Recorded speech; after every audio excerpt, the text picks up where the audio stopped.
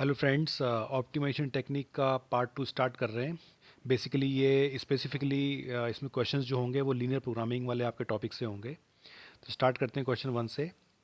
एक चीज़ और, जो एमसीक्यू बेस्ड एग्जाम होता है उसमें जैसे 4 ऑप्शन दिए जाते हैं, तो 4 ऑप्शंस में से जब हम उसको क्वेश्चन को सही आंसर लगाने के जाते हैं तो कभी कभी हमें ऐसा लगता है कि कई ऑप्शंस उसके ठीक हैं, लेकिन हमें जो बेस्ट सुटेबल ऑप्शन को चूज़ करना होता है। अगर एक क्वेश्चन के 4 ऑप्शन है, 4 में से आपको कई ऑप्शंस ठीक लग रहे हैं, इसका मतलब ये नहीं कि वो क्वेश्चन गलत है। एक्चुअली जो बेस्ट सुटेबल ऑप्शन है उसको हमें चूज़ करना होता है। तो क्वेश्चन 1 देखते हैं। क्वेश्चन 1 के 4 ऑप्शन दे रखे हैं, तो करेक्ट ऑप्शन को चूज़ करना है। क्वेश्चन क्या है? In an linear programming problem the restrictions और limitations under which the objective functions is to be optimise are called. तो इन्हीं को बोलते हैं कंस्ट्रेंट्स बोलते हैं। 1 का पहला ऑप्शन करेक्ट हो जाएगा। क्वेश्चन 2 देखते हैं। Which of the following methods is commonly use to solve assignment problems. तो इनमें से कौन सा मेथड जो असाइनमेंट प्रॉब्लम्स को सॉल्व करने के लिए बेसिकली होता है? तो ये होता है हंगेरियन मेथड। आई थिंक ये दो क्वेश्चन रिपीटेड हैं, कोई बात नहीं, आपकी प्रैक्टिस हो जाएगी अच्छे से। क्वेश्चन इस तरह के ही बनने के चांसेस हैं क्योंकि ऑब्जेक्टिव क्वेश्चंस में जो है फैक्ट बेस्ड क्वेश्चन ज़्यादा पूछे जाते हैं। तो क्वेश्चन नंबर 3 देखते हैं। In a transportation problem with 4 supply points and 5 demand points. 4 supply points हैं और 5 डिमांड पॉइंट्स हैं। How many number of constants are required in its formulation. तो इसकी फॉर्मुलेशन में कितने पॉइंट्स की हमें ज़रूरत पड़ेगी? तो इसकी इसकी हमें जो ज़रूरत पड़ेगी वो होगा, फोर्थ ऑप्शन करेक्ट हो जाएगा, 9। ये जुड़ जाएंगे दोनों, 4 + 9 हो जाएंगे। तो देखो, कुछ फैक्ट्स हमें ध्यान रखने चाहिए। अगर हमें चार सप्लाई पॉइंट्स दिए गए हैं और डिमांड पॉइंट्स दिए गए हैं, मान लीजिए जो है सप्लाई पॉइंट्स और डिमांड पॉइंट्स अगर आपको दिए गए हैं तो 3 तरह के प्रॉब्लम्स बनते हैं हमारे पास। मान लीजिए एम जो है सप्लाई पॉइंट्स है और एन डिमांड पॉइंट्स हैं। तो देखो, आपको ये फॉर्मूला आपको याद होना चाहिए कि जो नंबर ऑफ कंस्टेंट्स कितने होंगे वो m+n होंगे, ठीक है। और नंबर ऑफ जो वेरिएबल्स होंगे वो m × n होंगे, दोनों को मल्टीप्लाई किया जाएगा। और नंबर ऑफ जो इक्वेशंस होंगी वो कितनी होंगी? m+n - 1 होंगी। तो यहाँ से क्वेश्चंस बन सकते हैं। ये इन 3 फैक्ट्स को आप ज़रूर याद रखना कि अगर आपको जो नंबर ऑफ सप्लाई पॉइंट्स और नंबर ऑफ डिमांड पॉइंट्स अगर दिए गए हैं तो कंस्ट्रेंट्स कितने होंगे, वेरिएबल्स कितने होंगे और इक्वेशंस कितनी होंगी। तो इन फार्मूला से आप बना सकते हो। क्वेश्चन नंबर 5 देखते हैं।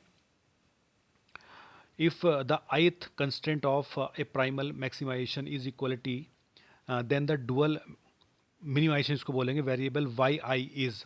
तो जो फिफ्थ का है, थर्ड ऑप्शन करेक्ट हो जाएगा, unrestricted in sign.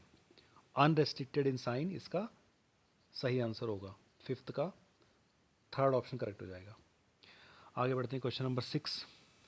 वॉजल्स approximation method is connected with. तो ये कनेक्टेड है ट्रांसपोर्टेशन प्रॉब्लम से। 6 का थर्ड ऑप्शन करेक्ट हो जाएगा। फैक्ट बेस्ड क्वेश्चन है जिनको हम एक बार देखेंगे, एक दो बार अगर आप देख लोगे तो इजीली आपको याद हो जाएंगे और इस तरह के क्वेश्चंस ही मिलने के चांसेस आपके एग्जाम में बनेंगे। 7th क्वेश्चन देखते हैं।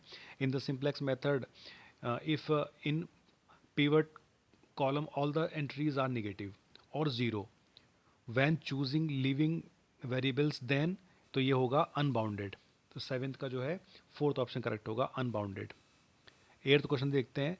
Region represented by x greater than और equal to 0 and y greater than is equal to 0। तो ये कौन सा रीजन होगा? तो x की वैल्यू 0 या उससे बड़ी है, y की वैल्यू 0 या उससे बड़ी है, तो ये फर्स्ट क्वाड्रेंट होता है, ठीक है। 8th का ए ऑप्शन करेक्ट हो जाएगा, it is first quadrant. 9th question देखते हैं। The objective function of a linear programming problem is. तो ये है function to be optimised. Objective function of a linear programming problem is a function to be optimised. B option correct होगा। 10 देखते हैं। The linear inequalities और equations और restrictions on the variable of a linear programming problem are called। तो इसी को हम बोलते हैं अ कंस्ट्रेंट। 10th का ए ऑप्शन करेक्ट हो जाएगा। 11 देखते हैं। A set of values of decision variables that satisfy the linear constraints and non negativity conditions on an LPP is called. It is it is a feasible solution. ये एक feasible solution की category में आएगा। 12 question देखते हैं।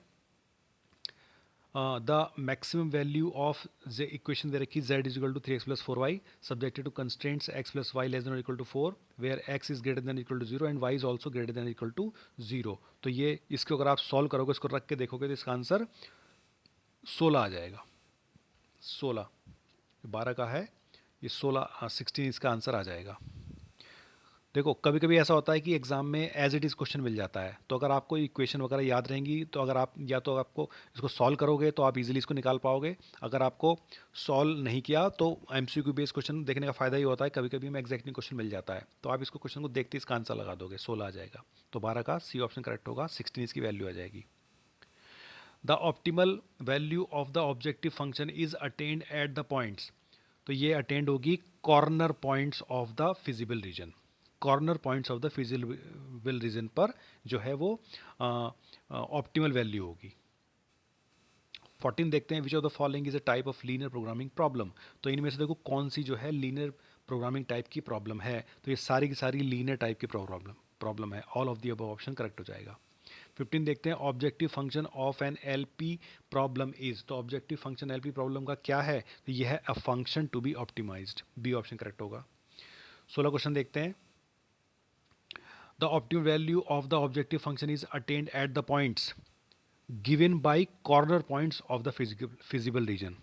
तो given by the corner points of the feasible region, C option correct हो जाएगा। 17 देखते हैं, which of the following statements is correct है। इनमें से कौन सा स्टेटमेंट करेक्ट है, तो देखो इनमें से ये वाला स्टेटमेंट करेक्ट है, सी ऑप्शन। ठीक है, सी ऑप्शन करेक्ट है। If an LP problem has two optimal solutions then it has infinitely many solutions. तो सी ऑप्शन यहाँ पर करेक्ट होगा। 18 देखते हैं, ये भी देखो एक फिर से एक न्यूमेरिकल बेस्ड क्वेश्चन आ गया है। तो ऐसे न्यूमेरिकल बेस्ड क्वेश्चन को अगर एक बार आप देख लो, हो सकता है एग्जैक्टली आपको क्वेश्चन मिल जाए, तो आप इजीली इसको बिना सॉल्व करे लगा सकते हो। तो 18 का जो है वो बी ऑप्शन करेक्ट हो जाएगा, 15 इसकी वैल्यू आएगी। अगर आप इस क्वेश्चन को सॉल्व करके लगाओगे तो टाइम लगेगा, लेकिन अगर आपको एग्जैक्टली क्वेश्चन मिल जाता है तो आप इजीली इसको लगा सकते हो, 15 इसका आंसर आ जाएगा। 19 देखते हैं, 19, for the LP problem maximise z is equal to 2x plus 3y, the coordinates of the corner points of the bounded feasible region are. तो देखो यहाँ पे वैल्यूज दे रही, इन वैल्यूज को रख के अगर आप इसको सॉल्व करोगे तो कितने पॉइंट्स इसमें आएंगे, तो द वैल्यू ऑफ जेड जो है वो क्या आएगी बेसिकली। तो 19 का जो है ए ऑप्शन करेक्ट हो जाएगा, 72 वैल्यूज की आएगी। अगर आप इसको वैल्यूज को रख के सॉल्व करोगे तो थोड़ा टाइम लगेगा, लेकिन अगर आपको एक्जैक्टली क्वेश्चन मिल जाता है तो आप इजीली इसको लगा सकते हो विदाउट वेस्टिंग योर टाइम। 72 इसका आंसर आ जाएगा। 20 क्वेश्चन देखते हैं, द फिर से वही एक न्यूमेरिकल टाइप का क्वेश्चन है। अगर आप क्वेश्चन को एक बार पढ़ लेते हो, वैल्यूज अगर आपको दिमाग में रहती हैं और एग्जैक्टली सेम क्वेश्चन रिपीट हो जाता है, जिसके चांसेस बन जाते हैं एग्जाम में एमसीक्यू बेस्ड क्वेश्चंस में। क्योंकि एमसीक्यू बेस्ड क्वेश्चन जो बनते हैं नॉर्मली जो है वो उसके चांसेस बनते हैं कि एज इट इज़ वो एग्जाम में मिल जाते हैं अगर हम उनको देखते हैं तो 20th का जो है डी ऑप्शन करेक्ट हो जाएगा। अगर ऐसा क्वेश्चन आपको मिलता है तो Q इजिकल टू 3P आप लगाओगे, इजीली आपका आंसर आ जाएगा। अदरवाइज आपको सॉल्व करोगे टाइम लगेगा इसमें। तो क्वेश्चन एक बार आप देख लोगे, इसका सॉल्यूशन एक बार देख लोगे, वैल्यू एक बार देख लोगे, तो आप डायरेक्टली इसको लगा सकते हो। आगे देखते हैं 21 क्वेश्चन। तो 21 का अगर आप इसको वैल्यू को solution of the following LP problem, linear programming problem जो आपको दे रखी है, मिनिमाइज जो है इसको दे रखा है z equal to -3x+2y subject to ये वैल्यूज़ दे रखी हैं। तो आप इसको सॉल्व करोगे जब, तो इसकी वैल्यू आ जाएगी -10, ए ऑप्शन करेक्ट हो जाएगा। 22 क्वेश्चन देखते हैं, 22 क्वेश्चन जो है फिर से the corner points of feasible region determined by the system of linear constraints are. जो कॉर्नर पॉइंट्स दे रखते हैं सिस्टम के, ठीक है, 0, 10, 5, 5, 15, 10 और 0, 20। तो क्या अगर आप इसको ड्रॉ करके आप बनाओगे प्रॉपर तरीके से, ठीक है, उसमें वैल्यूज़ रख के सॉल्व करोगे इसको, तो थोड़ा टाइम लगेगा उसमें, लेकिन अगर आपको एक्जैक्टली क्वेश्चन मिल जाता है तो आप इजीली इसका आंसर लगा सकते हो। इसकी वैल्यू जो आप रखोगे फाइनली कैलकुलेट करोगे तो ये 1 आ जाएगी। 22 का जो है सी ऑप्शन करेक्ट हो जाएगा, तो पी की वैल्यू 1 आ जाएगी। आगे बढ़ते हैं, the position of points 0 O, position of the points O की वैल्यू 0, 0 है और पी की वैल्यू 2, -3 है in the region of the graph of inequations 10x 2x -3y less than 5। तो ये जो वैल्यू है ये क्या होगी, तो ये वैल्यू होगी ओ इनसाइड एंड पी आउटसाइड आ जाएगा। ठीक है, ओ जो है इनसाइड होगा and P will be outside. फिर से ये फैक्ट बेस्ड क्वेश्चन आ गए हैं, अभी तो न्यूमेरिकल क्वेश्चंस थे। अगर इस तरह क्वेश्चन आपको मिलते हैं डायरेक्टली, इनके आंसर्स आपके सामने हैं, अगर आप एक बार इनको देख लोगे तो अगर चांसेस हैं कि इस तरह क्वेश्चन एग्जाम में मिलेंगे, तो डायरेक्टली आप without wasting your time, without solving the question, आप डायरेक्टली आंसर उसको लगा सकते हो एग्जाम में। तो 24 क्वेश्चन देखते हैं, in the mathematical model of an linear programming problem is important because it helps in converting the verbal description and numerical data into mathematical expression। पहला ऑप्शन करेक्ट हो जाएगा इसका। 25 देखते हैं, लीनियर प्रोग्रामिंग इज ए। तो linear programming basically क्या है? तो linear programming all of the above. Linear programming is a constraint optimisation technique, it is a technique for economic allocation of limited resources and it is a mathematical technique। तो ये तीनों के तीनों option correct हो जाएंगे, all of the above हो जाएगा। 26 question देखते हैं, 26। A constant in an linear programming model restricts, all of the option correct हो जाएगा। Value of the objective function, उसको भी कंस्टेंट बेसिकली रेस्ट्रिक्ट करता है। Value of a decision variable को भी रेस्ट्रिक्ट करता है। Use of the available resource को भी रेस्ट्रिक्ट करता है। ऑल ऑफ द अबव हो जाएगा। कंस्टेंट का मतलब ये होता है रूल्स एंड रेगुलेशंस। तो रूल्स एंड रेगुलेशंस लगाए जाएंगे किसी पर्टिकुलर चीज़ को रेस्ट्रिक्ट करने के लिए। 27 क्वेश्चन देखते हैं, 27 देखते हैं। The distinguishing feature of an linear programming mode is a relationship among all variables is linear। ये डिस्टिंग्विशिंग फीचर है किसकी? लीनियर प्रोग्रामिंग मोड की। 27 का ए ऑप्शन करेक्ट हो जाएगा। 28 देखते हैं, every mathematical model represents data in a numerical form. 28 का बी ऑप्शन करेक्ट हो जाएगा। 29 a physical model is example of, तो physical model is an example of an iconic model. ये ऑप्शन करेक्ट हो जाएगा। 30th क्वेश्चन देखते हैं, 30th question, an optimisation model provides the best decision, provides a decision within its limited context, and it helps in evaluating various alternatives। तो all of the above option हो जाएगा 30th का, all of the above। 31 देखते हैं, the quantitative approach to decision analysis is a scientific approach. इसको हम क्या बोलेंगे कि साइंटिफिक अप्रोच होगी। तो quantitative approach to decision analysis is a scientific approach. 32 देखते हैं, 32 operations research practitioners do not.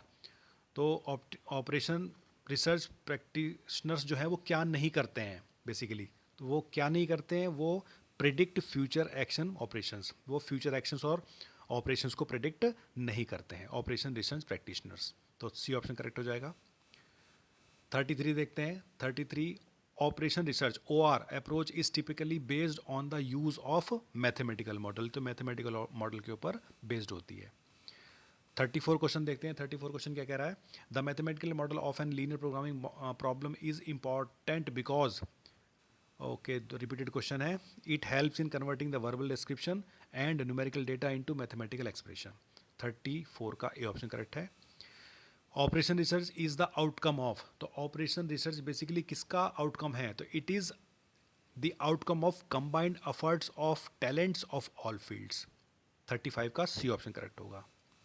36 question देखते हैं, 36 क्या कह रहा है? The name of the subject operation research is due to the fact that mathematical operations are used in solving the problems. इसकी वजह से ये ऐसा है। 36 का डी ऑप्शन करेक्ट हो जाएगा। 37 क्वेश्चन देखते हैं, the person who coined the name operation research, operation research को किसने, इस शब्द को किसने दिया था? तो ये थे, आप इजीली इसको याद रख सकते हो, मैक्लॉस्की एंड ट्रेफरेन। सी ऑप्शन करेक्ट हो जाएगा। दोनों लोगों ने इस शब्द को कॉइन किया था। 28 देखते हैं, 38 the objective of operation research is optimal utilisation of existing resources. Optimal utilisation of existing resources, ये इसका बेसिकली ऑब्जेक्टिव है, किसका? ऑपरेशन रिसर्च का। 39 क्वेश्चन देखते हैं, the first step in solving operation research problem is formulation of the problem. तो पहला step जो है ऑपरेशन रिसर्च प्रॉब्लम को सॉल्व करने का, पहला क्या है कि formulation of the problem, problem को फॉर्मुलेट करना है पहले। 40th क्वेश्चन देखते हैं, 40th क्वेश्चन क्या कह रहा है? The model which gives physical and visual representation of the problem is, it is called iconic model. It is, इससे पहले क्वेश्चन आ चुका है दूसरी फॉर्म में, तो ये एक आइकॉनिक मॉडल की बात हो रही है। 41 क्वेश्चन देखते हैं, 41 क्या कह रहा है? A wide class of allocation models can be solved by a mathematical technique known as linear programming model. ठीक है, तो ये बहुत सारी ऐसे एलोकेशन मॉडल्स हैं जो कि मैथमेटिकल टेक्निक को यूज़ करके बहुत सारी प्रॉब्लम को सॉल्व करने के लिए यूज़ होते हैं, तो इसी को हम बोलते हैं लीनियर प्रोग्रामिंग मॉडल। 41 का डी ऑप्शन करेक्ट हो जाएगा। 42 क्वेश्चन देखते हैं, one of the properties of linear model is, तो ये है the relationship between problem variable and constraints must be linear. D option correct होगा। द स्लैक वेरिएबल्स इंडिकेट, तो slack variable indicates idle resource. Slack variable indicates क्या करता है? Idol resource को indicate करता है। 45 क्वेश्चन देखते हैं। In the graphical solution of solving linear programming problem to convert inequalities into equations we simply assume them to be equations. 45 का जो है डी ऑप्शन करेक्ट हो जाएगा। 46 क्वेश्चन देखते हैं। 46 to transfer the key row in simplex table we have to add the elements of key row to the key number. First option यहाँ पर correct होगा। 47 क्वेश्चन देखते हैं। 47 question, when all the elements of replacement ratio column are equal the situation is also known as tie. इस situation को tie situation बोलते हैं। 47 question discuss कर लिया है। तो फ्रेंड्स, इस तरह से करके हमने 47 क्वेश्चन अभी और इससे पहली वीडियो में 75 क्वेश्चन देखे थे।